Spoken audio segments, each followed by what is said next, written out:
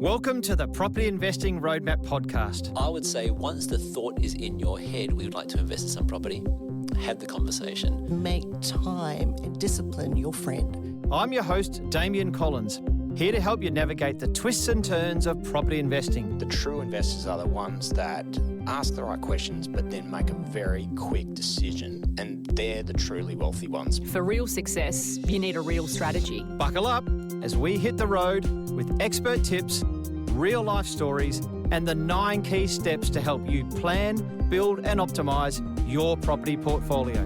No one's going to invest to make a loss. You're going to make profit.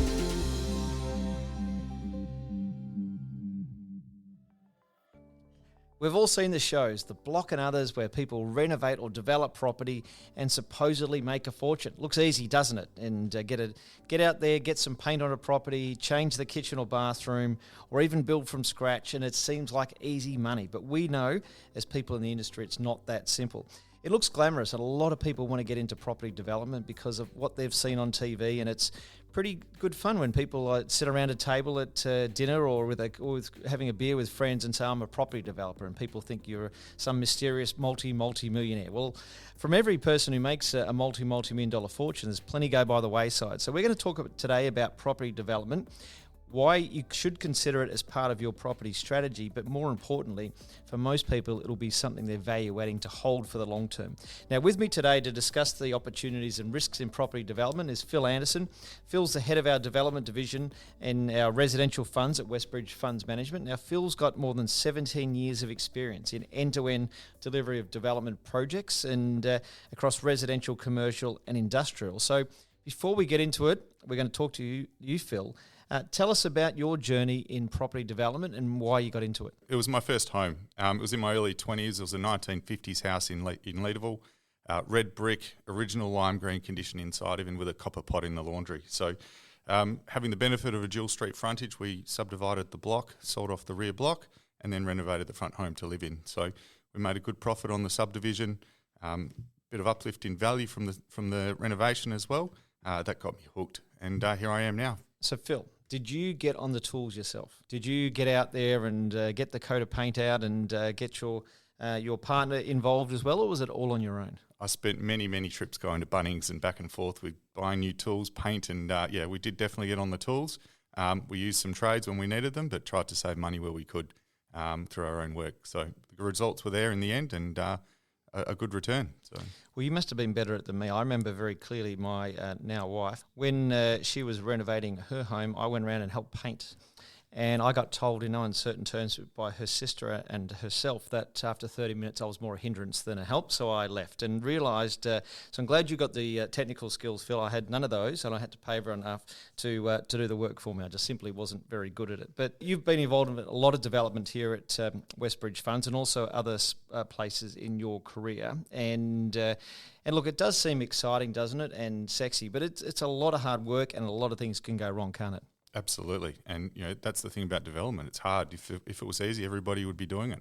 Yeah, and look, we see, and one of the things I often say to people, for every Harry Triggerboff, for those of you who don't know, he's a guy out of Sydney who's well into his 90s now and worth 10, 20 billion or some extraordinary number, and has got thousands of rental properties. But for every one of him, I reckon there's hundreds of people who go by the wayside who lose their shirt in property development. And most of that is when the risk is, I think, in you tell me in your experience, Phil, is when you're trying to sell, where your whole strategy is reliant on selling. Yes, you can generate high returns, but just tell us a bit about what you've seen there when over your long career about some of those additional risks when you're selling, particularly in a tough market. That's right. So if you get the product wrong, you simply won't sell, and that's the whole thing about development. If you're developing to sell, you need to be able to sell that product and have buyers want to purchase it. So sometimes in a tougher market, the option might be there to develop it and hold for rental income, and wait for the market to come back. So when you've seen over the journey and the property development projects, some go extraordinarily well. Obviously, some face a lot more challenges. Phil, who do you think should be considering property development? So, like we said on the TV shows, at some point everyone wants to be a property developer. It seems like a glamorous way to make high returns, but it's not for everyone. Like we said, if it was easy, everyone would be doing it. So There's a lot that can go wrong, and often it does, and if you're not onto it, then you can lose everything. So really it's got to be for people that have got a bit more of a risk tolerance. You've thought that through, and you're ready to take the risks, and you need to be able to sleep at night with a high level of debt and things going wrong. You need to be able to react to those issues with capital as well. So you need to have built up a bit of a buffer in there for those contingencies. So really it's a good option for people that have reached a level of wealth that are looking for higher returns, but they've also got those buffers and that tolerance to be able to take those risks. Yeah, and I think that's an important point. There is risk to it. And if you're doing a development on your own, and particularly if you're trying to sell everything, for most people, that's going to be a lot of their eggs in one basket. And that's the real risk, in that if that one project goes particularly bad, gets delayed, and you've got high interest costs, you can really suffer a huge hit, can't you? And the other thing I think that is important is the as well as, and we'll talk a bit later about syndication and how you can get into development with less, but also it's not a starting out point. We often see people who have seen those TV shows, don't they? And the first thing they want to do is a property development because they don't understand the downside, do they? That's right. And you can't just buy a site and suddenly develop it. Just because it's got the zoning for development, it doesn't mean it's got to work. You've really got to know the numbers behind that development. You've got to pay the appropriate price for it, and of course put that risk margin into it. You've got to make sure that it is profitable, and even if things do go wrong, you can absorb some of those hits in it as well. And one of the things I've seen over time is particularly at that entry-level developer where it's lots of individual investors who decide they want to do a duplex, triplex or a 4-unit site, and they don't do all their feasibilities. And we'll talk a bit later on about feasibilities and all the numbers you've got to cover off. But what are some of the common mistakes or misconceptions you've seen from investors when they're starting out to develop? So a key thing is contingency. Things are going to go wrong. You can do the numbers as much as you want, but then you've got to allow for those issues to happen. So you might hit some rock when you start excavating.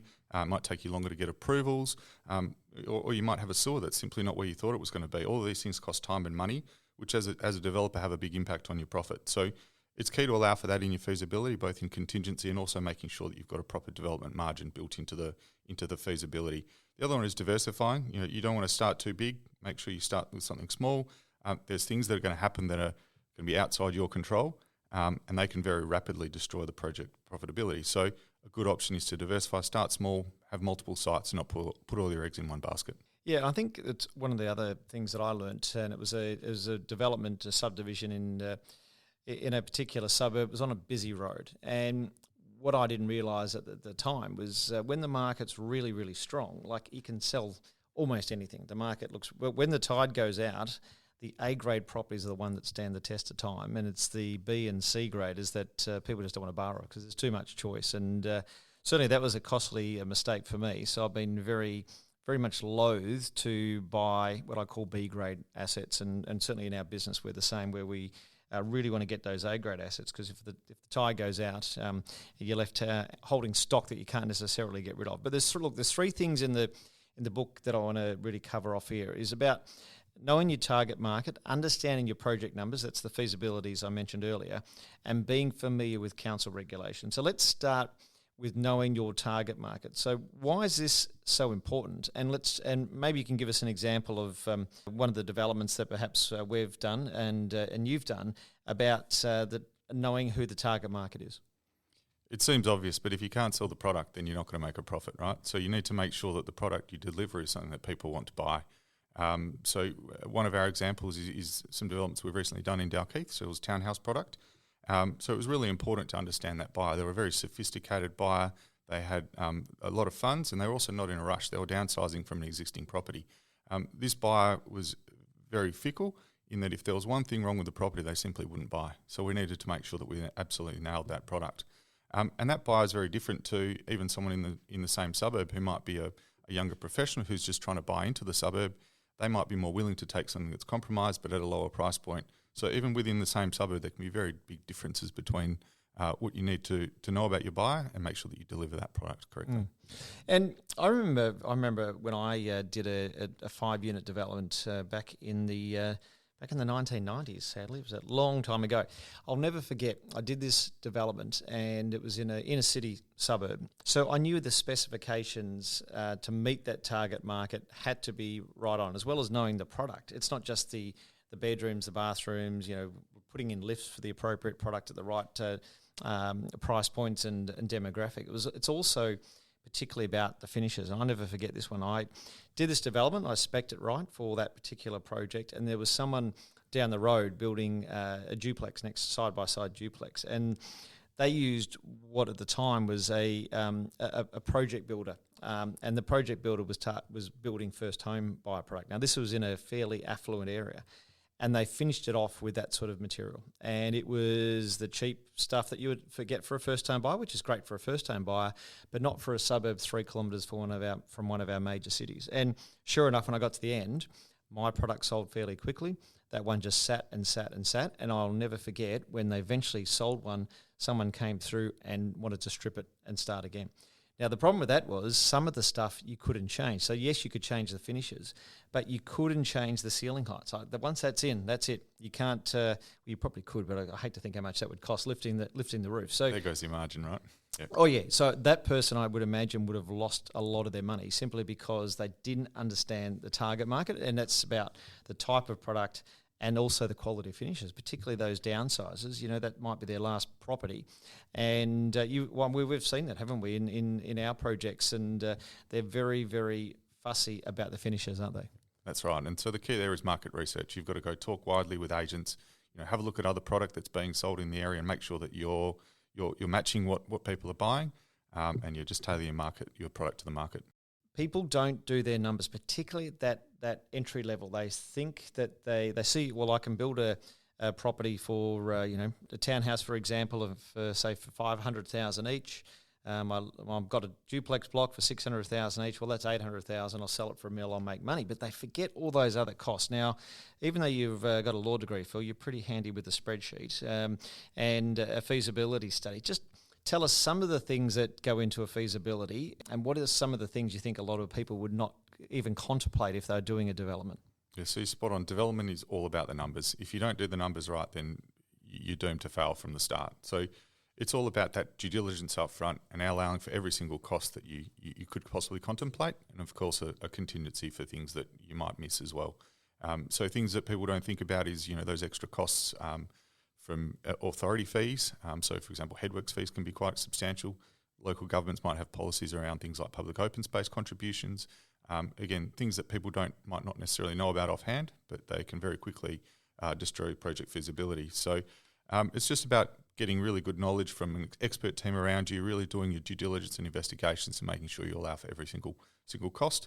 And of course, having that contingency and margin in there for when things do go wrong. I think that's the critical thing, is that they have that contingency. It's just that one line in your budget. It should be a pretty decent number that allows for all the things that can and sometimes or often will go wrong. Now, in a perfect world, you'll buy the site, your costs will come in at or below budget, and by the time you sell them, they'll be above budget, but that's happy days. But of course, we all know it can go the other way. So time is money, isn't it? Yes, so time is the enemy of development. The longer you're holding a site before developing, you've got holding costs that build up. If you've got interest on the property as well, that starts to accumulate, and that's eating into your profit margin. And it's also about the deployment of capital. The longer it takes you to do that development, you've lost the opportunity perhaps to do another development elsewhere. So time is extremely critical. So it's really important about keeping that project moving forward. One of the other things I want to talk about is council or planning regulations. Now, it's different in every state around the country, and if you're in Queensland, you've got generally in metropolitan Brisbane, you've got one city council. Lucky you. If you're in any other capital city in Australia, you've got between 20 and 50 local councils. Now, most states and territories, or well, all of them, have a state planning regime and a state planning system and policies, but the local councils think they're special, and they like to add on their own layers of regulation, don't they? So what do you think, and obviously we do that in our role, what are some of the things you need to understand at a local level in terms of the planning regulations before you even think about purchasing a site? So planning and regulations are super critical in development.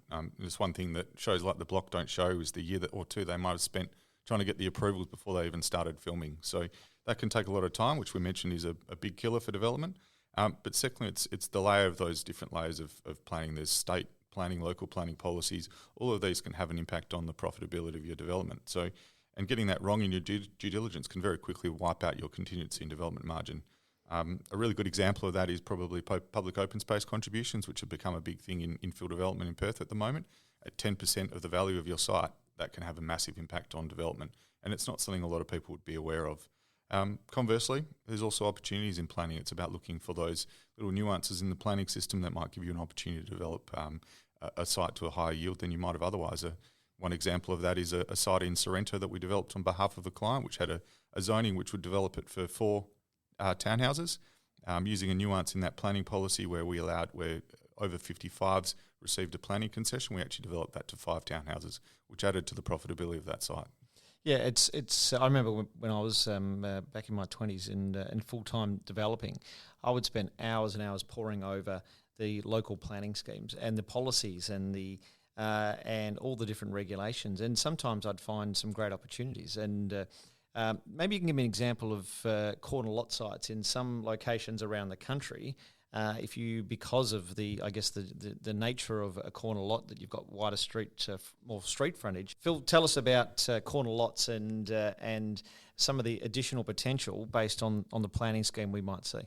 So corner lots are a great example. There's lots of options in different councils where this has happened. So local planning policies can provide some additional benefits or development potential where a lot might be able to be subdivided to a smaller size than would otherwise be allowed under the R codes.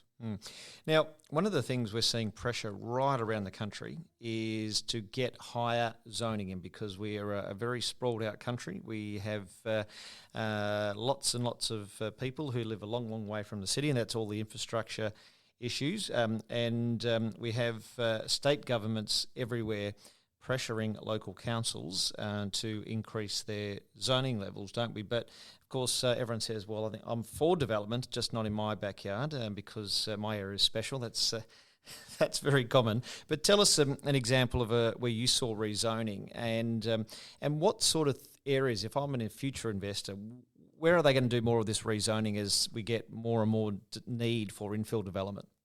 So infill development's a thing. There's a lot of that happening, and the reason for that is our population's growing and we need to stop the spread of our cities. So councils and local governments and government are looking for a lot of opportunities where they can actually fit that infill housing in. So that's resulted in a lot of rezonings. An example is our Dalkeith project.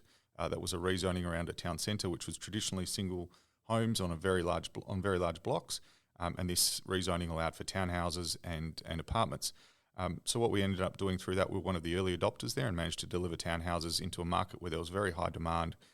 It met the demographic in terms of price point and also their demand, and it was a very successful project. And that's probably the key. Early adopters are often the most successful there. And I think the tip for someone, even if you're not looking to redevelop, and certainly in our buyers agency division at Momentum Wealth, we do a lot of acquisitions. And the zoning may not be there now, but where are they putting the rezoning in? It's what they call activity centres. Do you want to just talk about, Phil, some of the activities? So if you were investing, even if you were never developing, where are these activity centres that are most likely to get rezoned?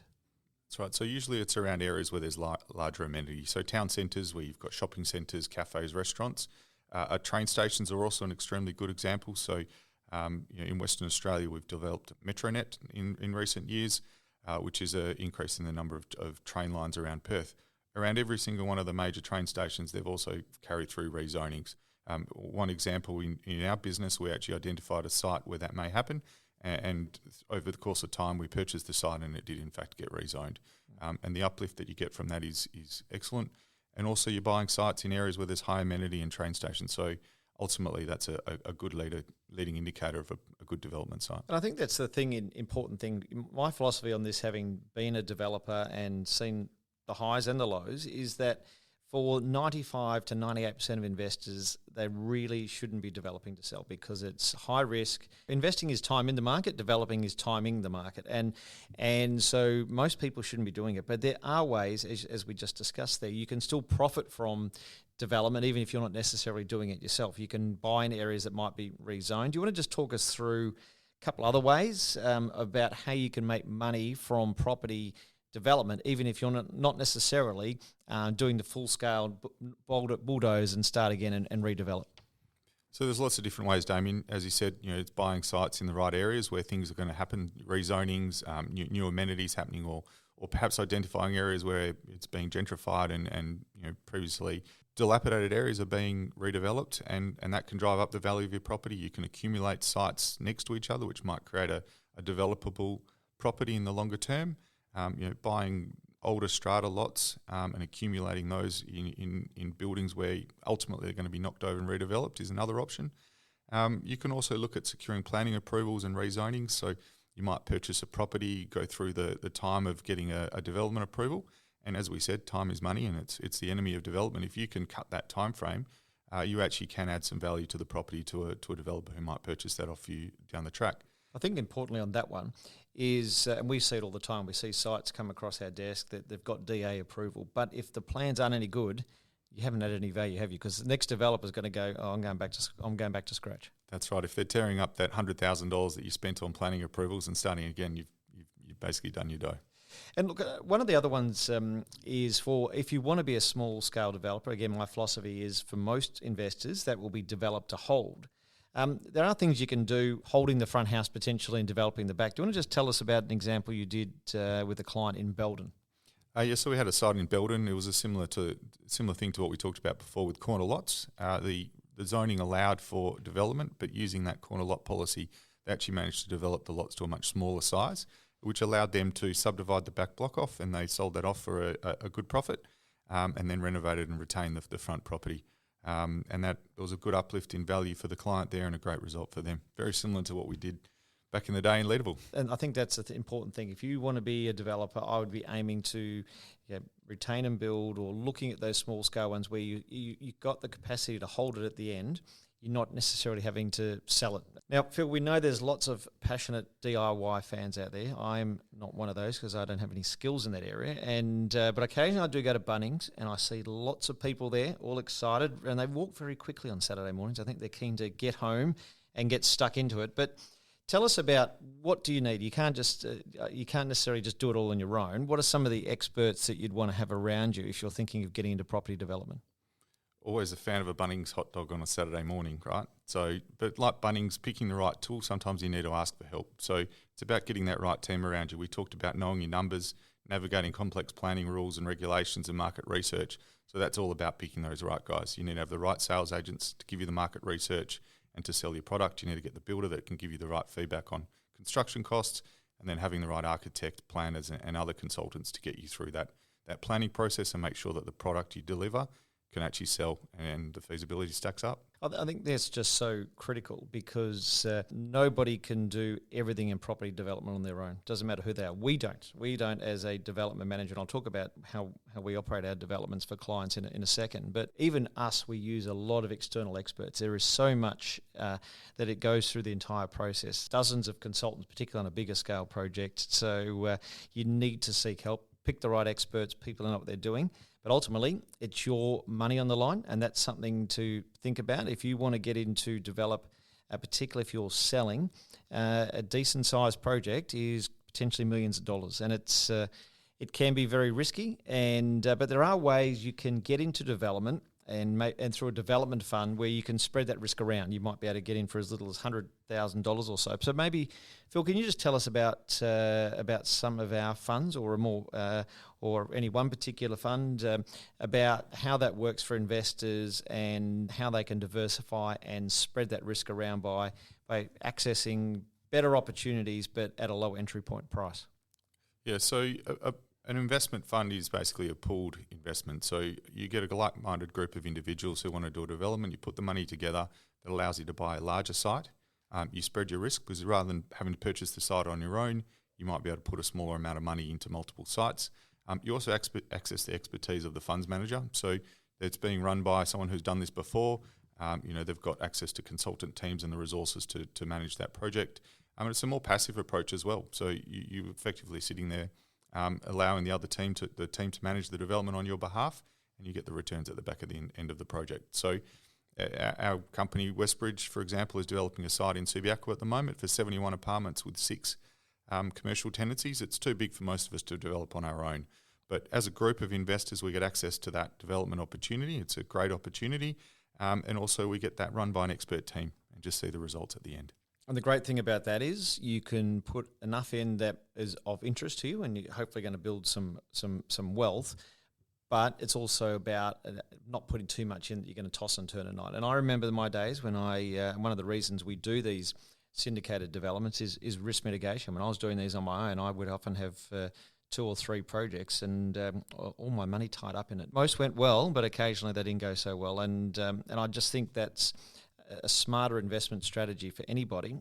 Is high risk, and people see the high returns, and yes, you can make a lot of money, but as I said earlier, for every Harry Triggerboff, who's I reckon there'd be hundreds of people have gone by the wayside and lost their shirt. Well, thanks, Phil, for coming in today. Really appreciate your expertise and experience, having been in property development for a long time. Anything that you would say to someone listening? Everything's important, but what is the key takeaway you'd say to someone listening to the show?